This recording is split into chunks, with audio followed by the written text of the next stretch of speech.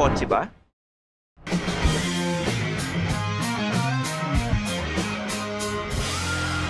Feel kotse na. Check the mic and make sure it sound right. Hindi kailangan ng all-new model lagi para maging relevant ulit ang isang kotse sa market. Minsan, all you need is an update sa lineup para mas maging desirable ang inyong sasakyan, and Toyota knows this. Isa sa kanilang competitors ang kaka-introduce lang ng new pickup and SUV, kaya naman sila nag-update ng kanilang offerings in the said segment. So ano ba ang bago sa Fortuner and Hilux? Yan ang ating alamin in this quick look. I'm your host Stanley Chi, ang inyong senpai ng turbuhan, and sisilipin natin ang new amenities sa Toyota Fortuner and Toyota Hilux. As always, like this video and subscribe to our YouTube channel. Marami na tayong subscribers pero sabi nga nila, the more the merrier. Kaya pumindot na kayo dyan. Unahin muna natin ang Hilux. Ang G variant nito ay nagkaroon na ng tailgate assist para mas madaling buksan at isara ang tailgate. At may kasama na ding bed liner. Para naman sa Conquest and GR Sport variants ito, it now comes with Toyota Safety Sense that includes pre-collision assist, lane departure alert, and adaptive cruise control. Pero syempre, may lamang pa rin ang GR Sport dahil may dagdag itong rear aircon vents and blind spot monitoring with rear cross traffic alert. As with all new things, hindi ito makukuha ng walang dagdag sa presyo. Ito ang update pricing for the Toyota Hilux.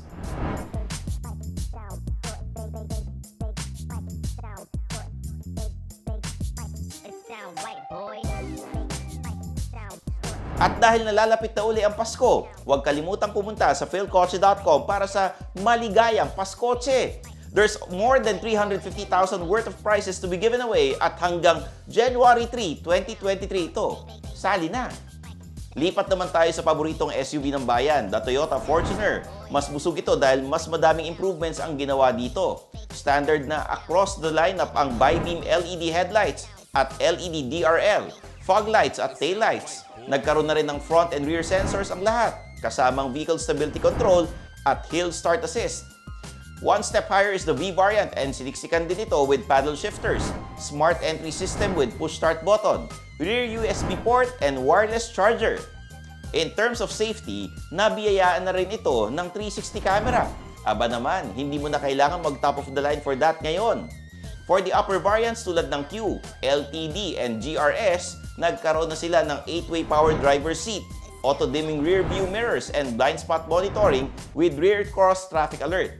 Dinagdagan pa ito ng Toyota Safety Sense na may pre-collision warning, lane departure alert, at adaptive cruise control. Tulad sa Hilux, the new toys of the Fortuner comes at a price. Tingnan ang kanilang updated price list.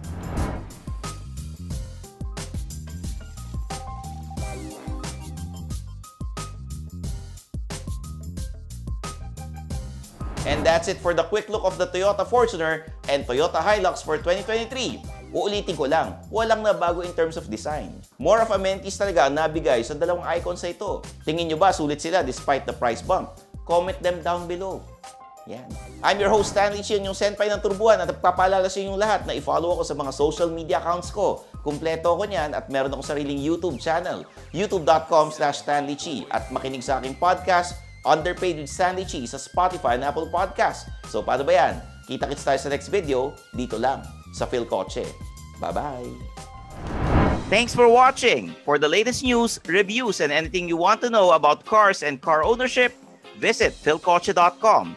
Follow us on YouTube, Facebook, Instagram, and Spotify para hindi ka huli sa usapan. Tandaan, kotse ba? Phil Kotse na!